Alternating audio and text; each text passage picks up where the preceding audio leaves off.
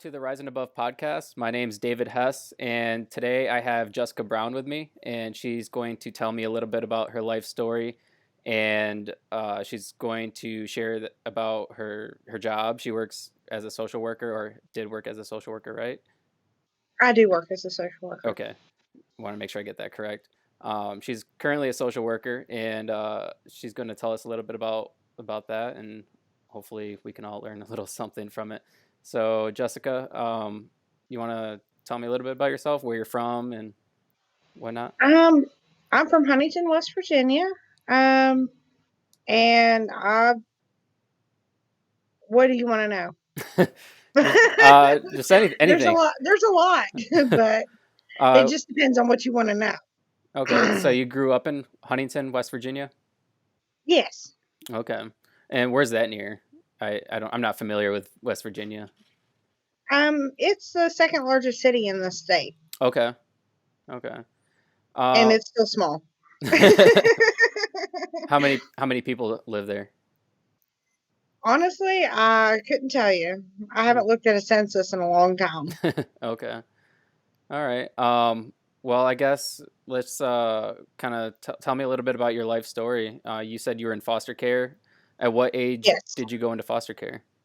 I went into foster care at the age of 10. It Okay. was not a good experience whenever I first was introduced to CPS. Um, that was very traumatic to me, not because I was removed, but because they didn't remove me, They didn't remove you which from is, the living situation you were in. Was that with yeah, your parents? yeah, Okay. they should have, and they didn't. They left me there and never came back. I had to CPS. tell twice. Yes, Wow. I had to tell twice. Wow. What was going on? Everything from emotional, sexual, physical abuse, and they didn't gauge. They.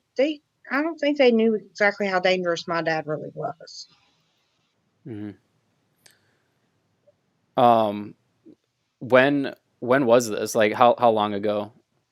It was 1992. Okay, so it was in the 90s.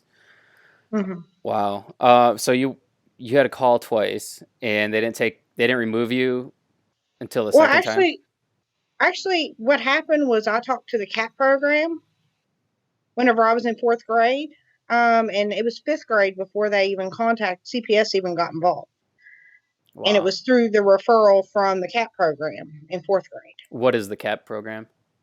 It is a program that educates children on good touch, bad touch. Oh, okay. Yeah. And I reported it to them what was going on, and CPS showed up roughly 6 months later.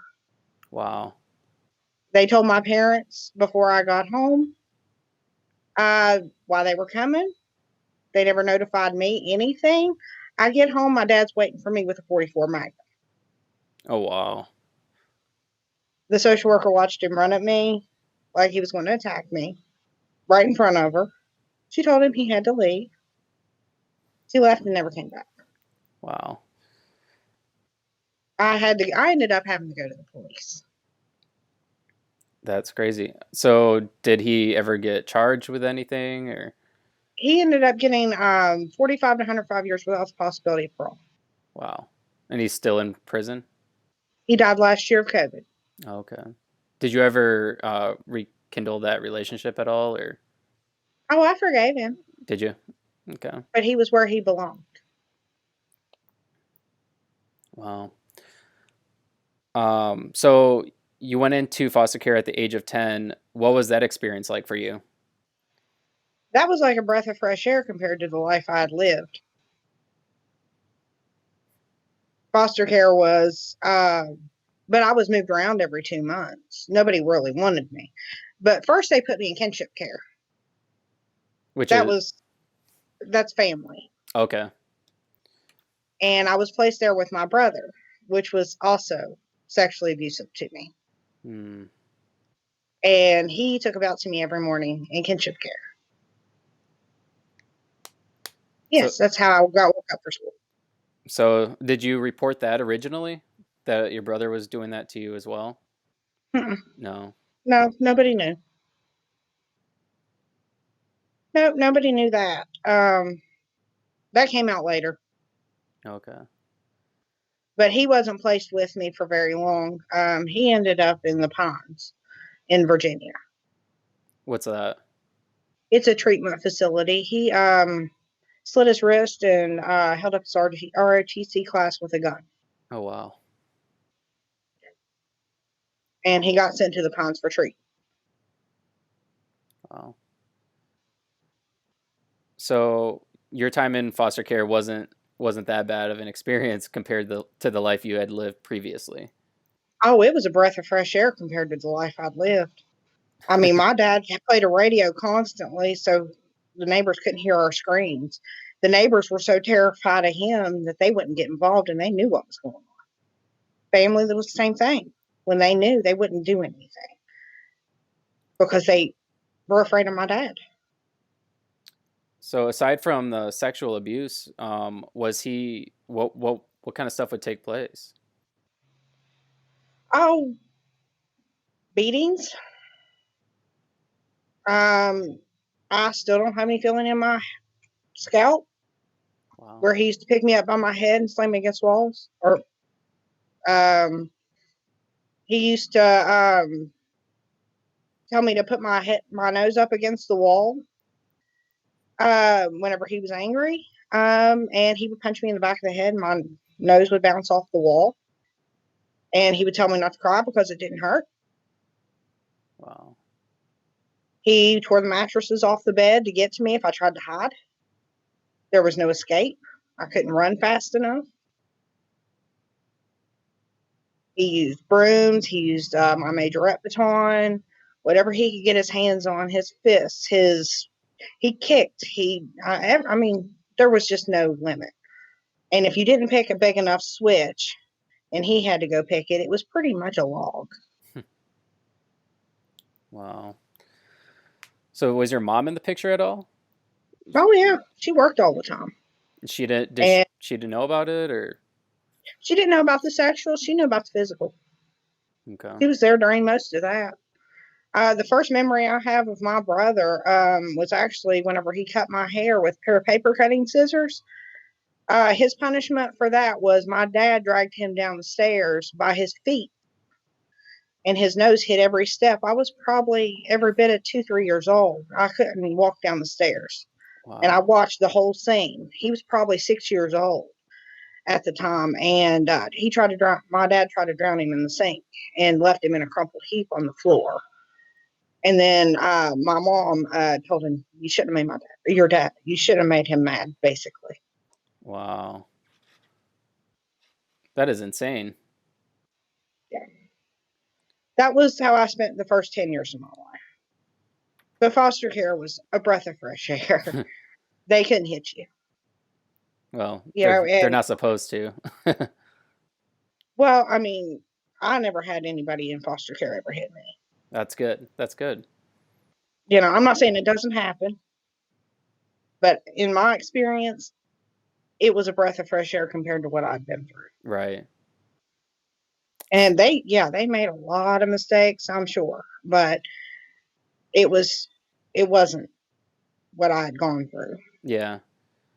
So you were in foster care from the age of 10 till when? They put me back home whenever I was 12. They brought you back? Yeah, CPS let me go back home to my mom whenever I was 12. Okay. And your dad never came back. He was in Oh, he jail. never went anywhere. He never went anywhere, and he didn't go to jail until gosh, I testified against him when I was 15. He Wow. stayed around. He stalked us. He showed up at Camden Park whenever I was 11.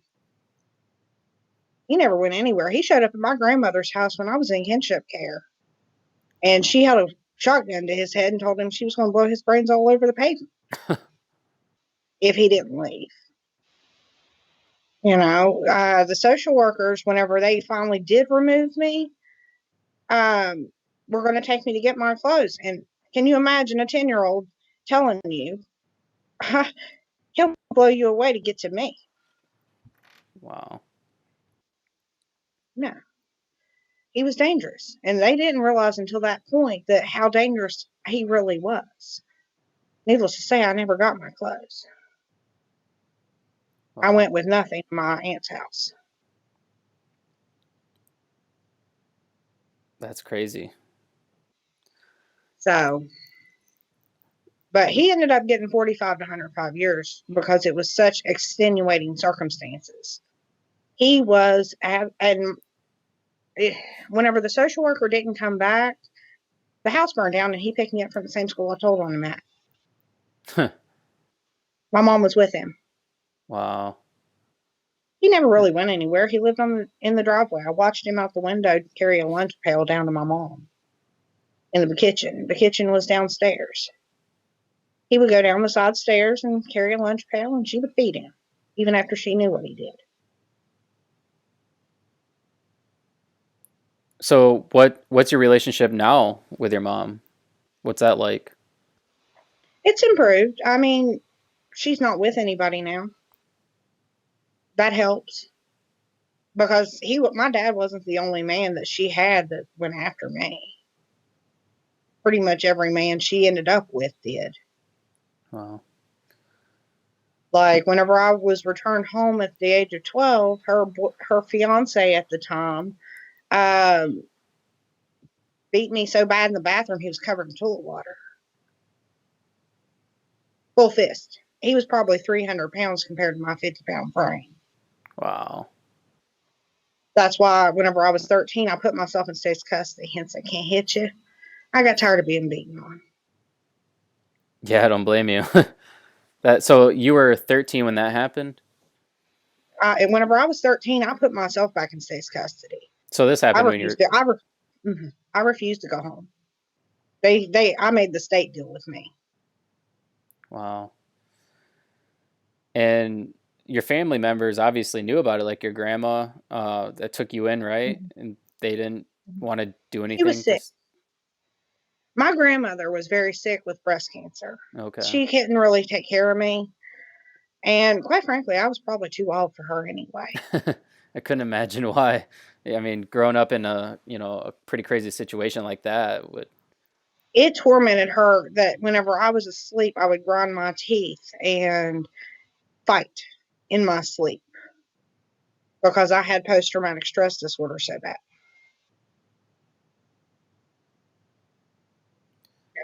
She would wow. tell me about it the next day, and I wouldn't remember a thing. They were night terrors, Right. and I had no control over them whatsoever. So you put yourself back into care at the age of 13. What was Mm-hmm. life like at that point? I was buck wild. I was. And I was a status defender. I ran away a lot. My philosophy was if nobody knew where I was, he couldn't find me. And I went through 5 foster homes. I had a couple good ones. One of them was before I was sent back home, and then the other ones were like temporary kind of foster homes. 3 of them were, no, 2 of them were. The first one didn't just flat out didn't work out, but the second foster home I was in, the one I was sent home from, that was a good one, and then my third was a good one. Okay. But it just didn't work out. I I just couldn't. I don't know. I guess I needed more than what a foster home could provide. Right.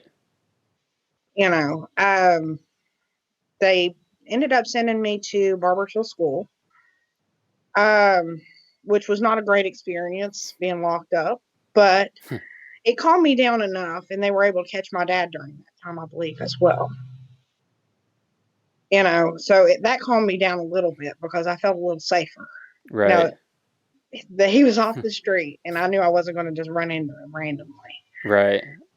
And then I was sent to Golden Girl Group Home. Um, and I spent 4.5 years there.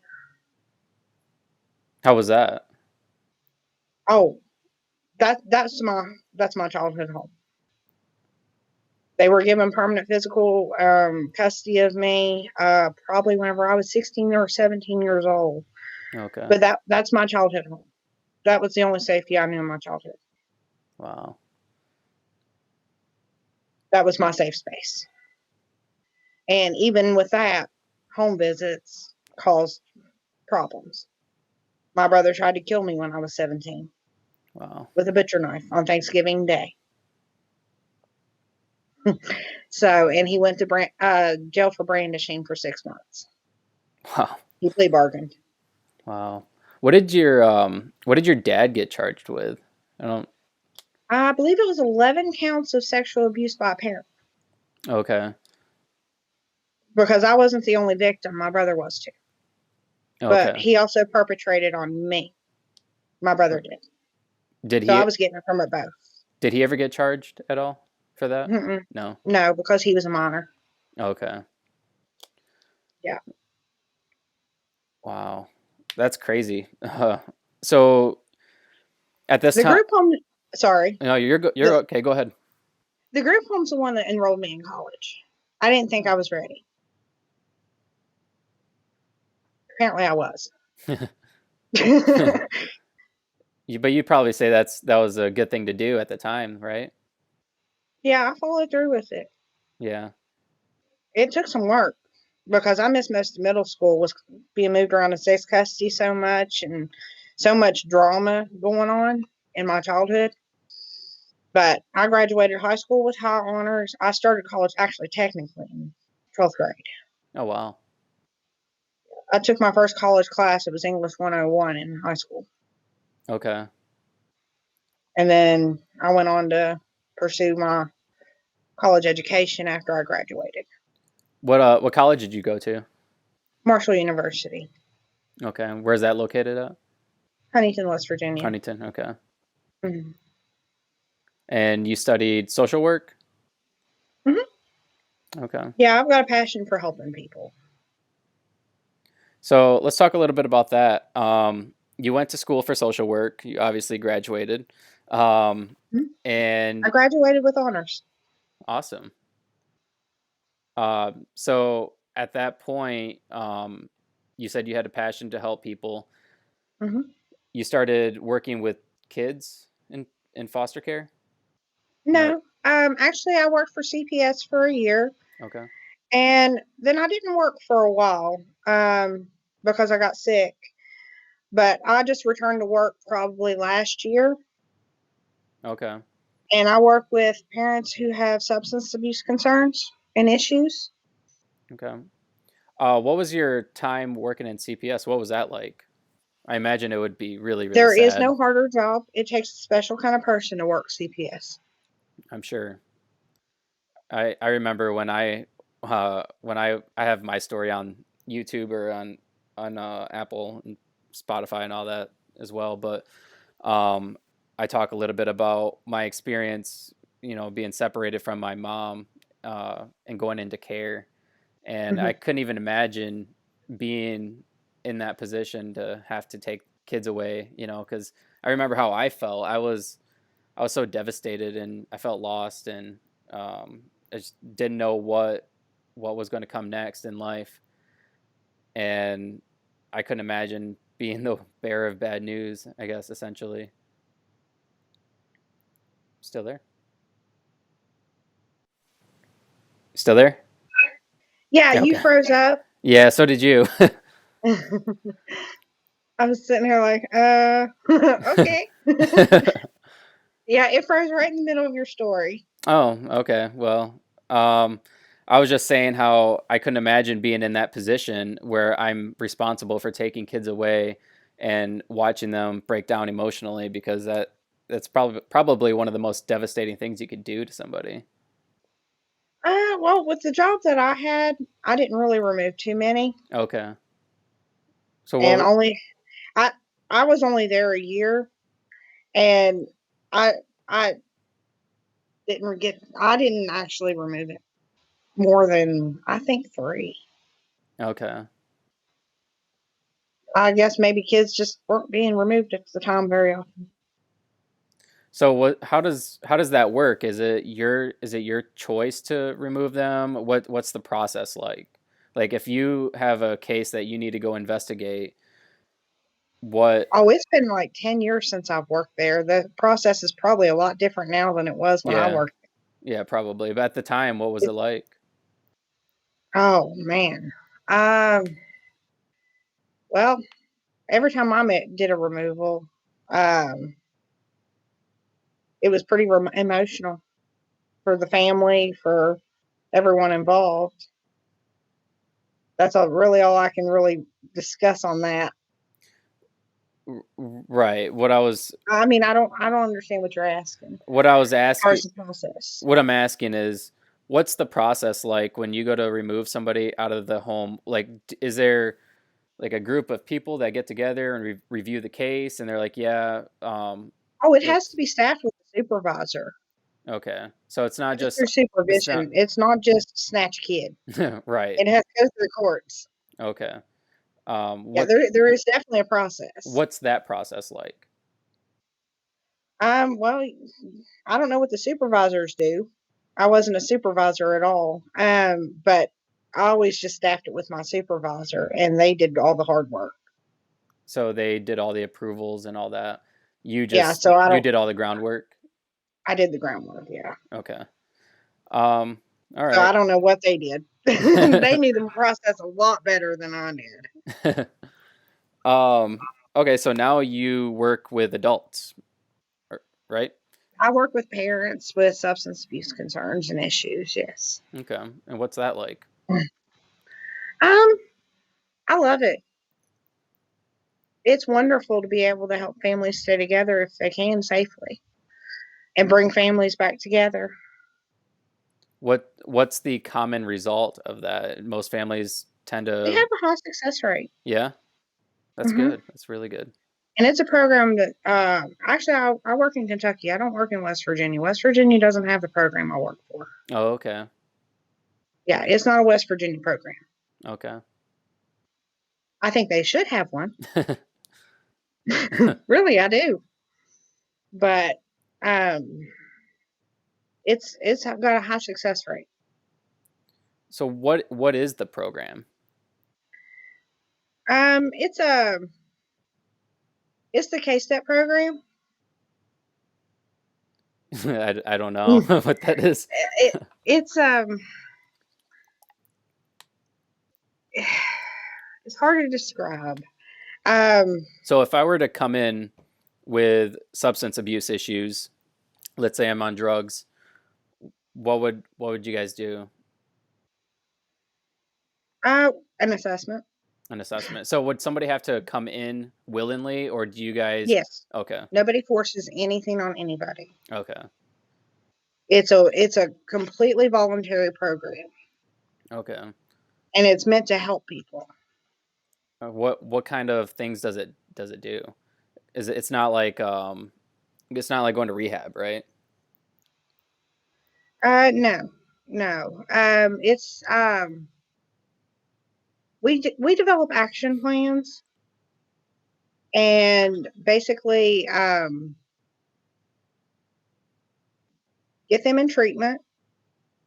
I'm just a service coordinator. So I coordinate all their services for treatment, develop action plans with them to try to keep them sober. Okay, Um, I can't tell you anybody else's job, but that's what I do. okay, And I coordinate everything that basically they do. I document everything. Um, a lot of it is documentation. I visit with them as many times as is required. But we work on action plans on trying to get them sober. okay. And do they kind of help assist with what they want, like as far as goals and whatnot? Oh, they don't assist, they create it. They create it. That's their goals, not mine. Okay. Um. They have to tell me that information. What's going to help them? Right. Because they know what's best for them. Right. What kind of demographic of people? You just help people like family, like people who have families? Is it just single They have to. people? Can it be anybody? It can't be anybody. It has to. There's a list of criteria, Okay. and I believe they have to be involved with CPS. Okay. So it has to be a situation where something was reported. It has to be safety related. Okay. Hmm.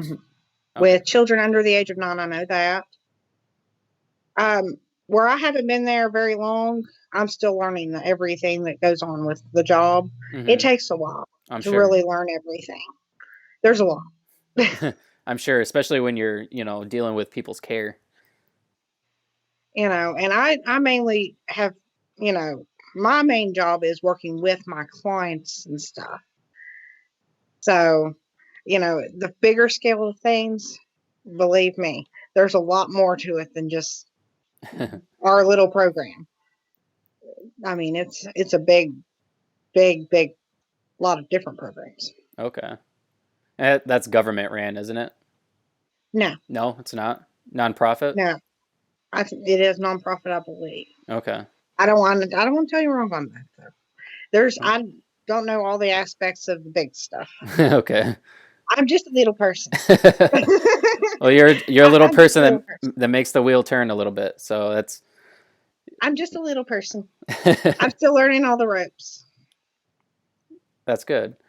Um, so looking back on your time in foster care, and now you're able to help other people, not necessarily kids who are like you because you're not working with children now, but what's your future goals?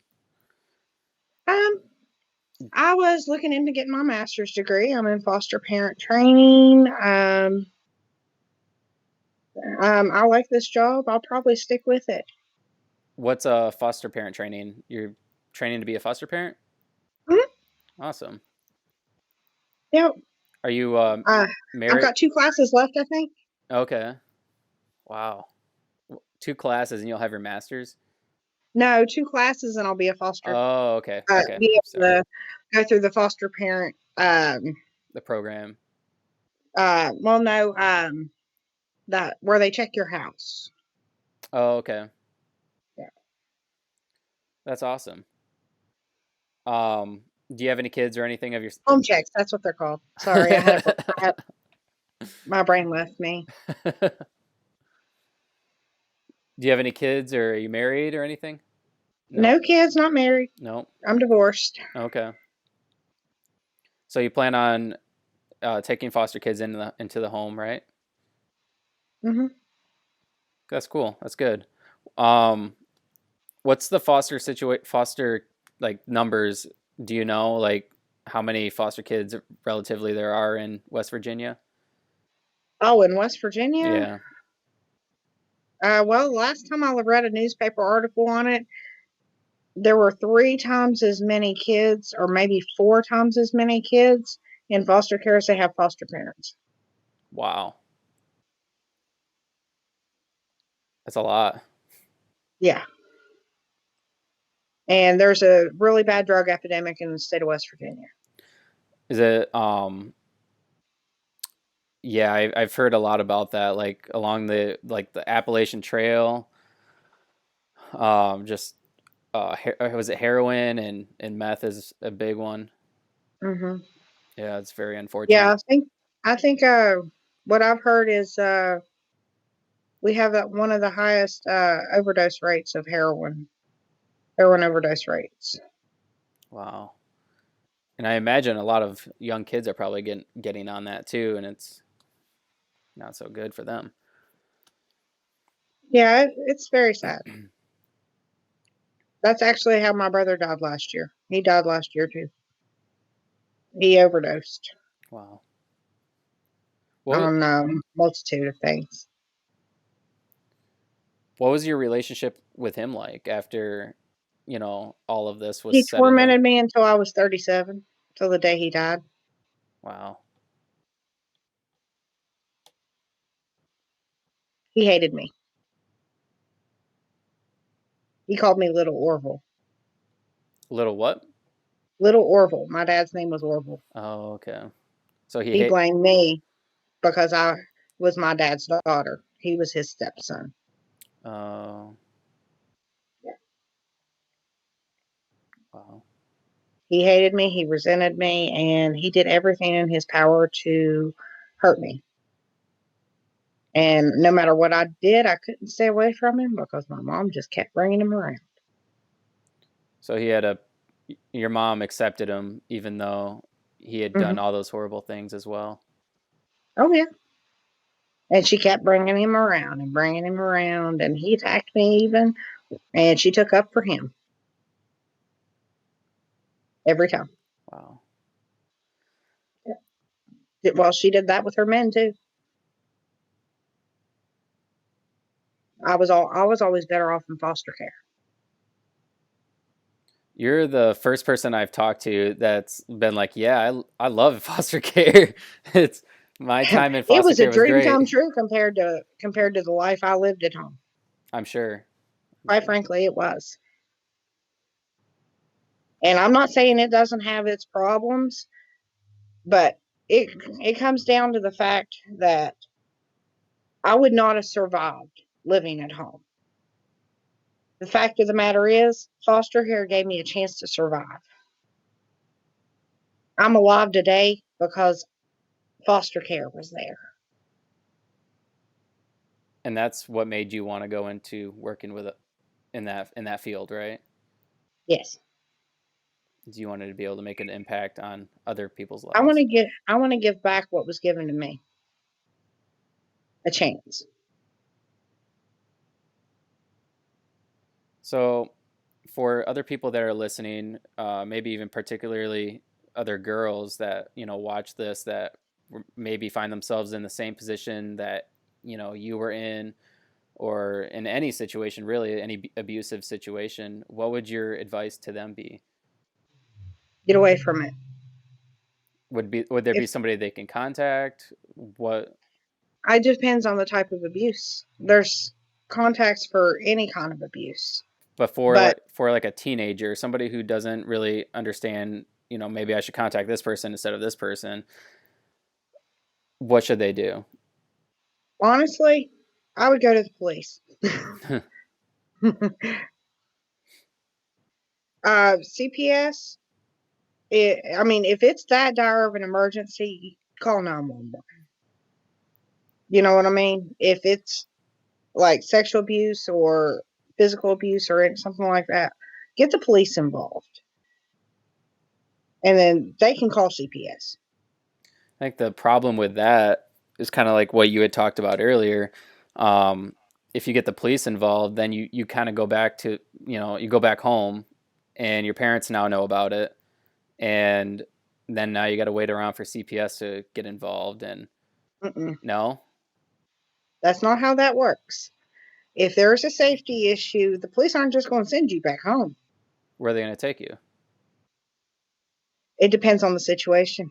They have emergency like foster care homes or, They do. They have okay. respite homes.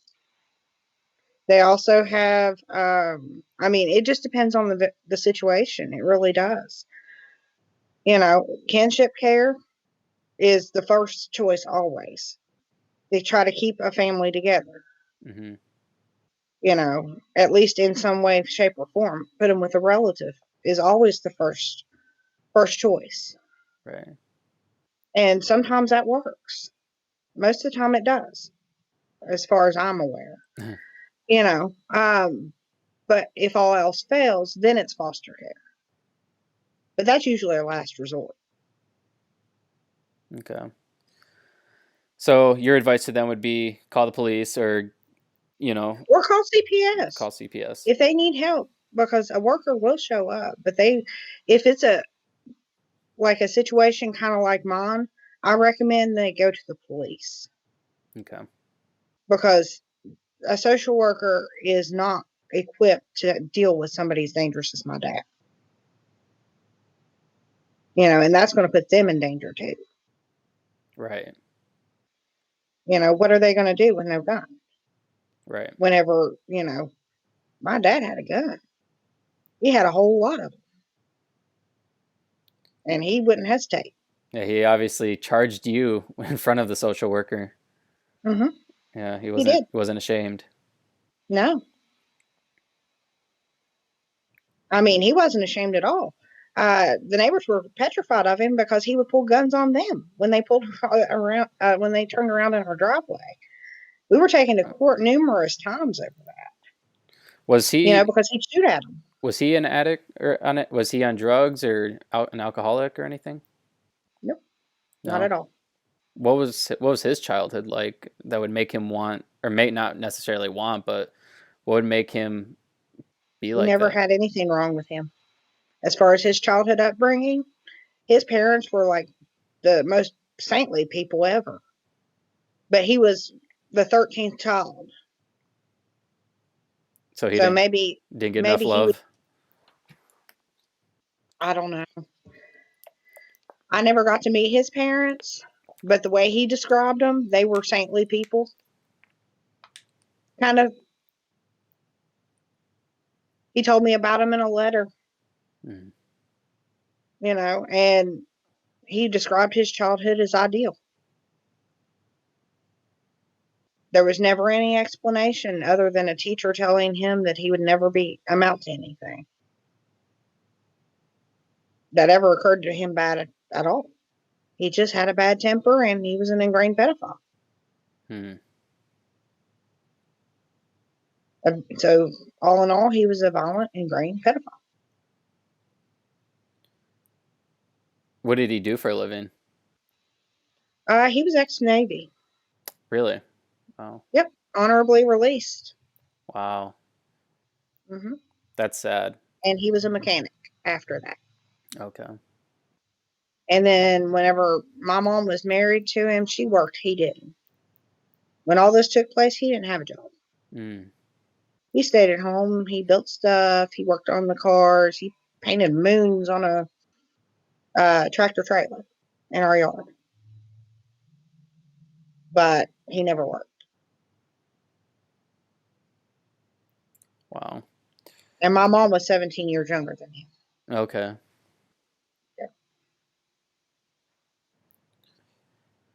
Well, that's heavy. It's I real told heavy. you it was an extreme story. Yeah, it's pretty extreme, but it's amazing that you were able to overcome all of that and definitely rise above. And you were able to go to college, and you're working on your master's. You're working on becoming a foster Well, I parent as haven't worked well. on it yet. Well, you want to work on it. You have ambitions to start it, Yeah. and I mean that's incredible because a lot of people, and I think I've mentioned it before in this podcast, is they have victims mentality, and Mhm. because they went through something that kind of dictates their life and who they become. If you want So something, you got to work for it. yeah, You I, can't let anything stand in your way. That's the fact of the matter. You want something bad enough, you're going to get it because you're going to work toward it. And there's no feeling sorry for yourself. There's no nothing that's going to hold you back. You want it, you got to chase it. I agree. That's what I did. I chased it. And it wasn't easy. And I'm still chasing my dreams. That's good. You have every reason to. So I guess I guess the I guess what doesn't kill you makes you stronger. It's a true phrase. It is. So I think everybody should chase their dreams and not let feeling sorry for yourself or excuses hold you back. I agree. Well, with that being said, I think we'll end it there. Okay. I appreciate you coming on and sharing a little bit about your story. And again, it's remarkable, and I'm in shock with how you managed to, you know, flip your life around and make it what you wanted, not what somebody else had, you know, intended for you. So, I'm what's that? I'm stubborn. That Very stubborn. it can be a good quality. Well, it was nice talking with you, and I hope maybe we can catch up again some other time. Okay. All right. Well, thank you for coming on the Rise and Above podcast. Thank you. Yep, Bye. bye.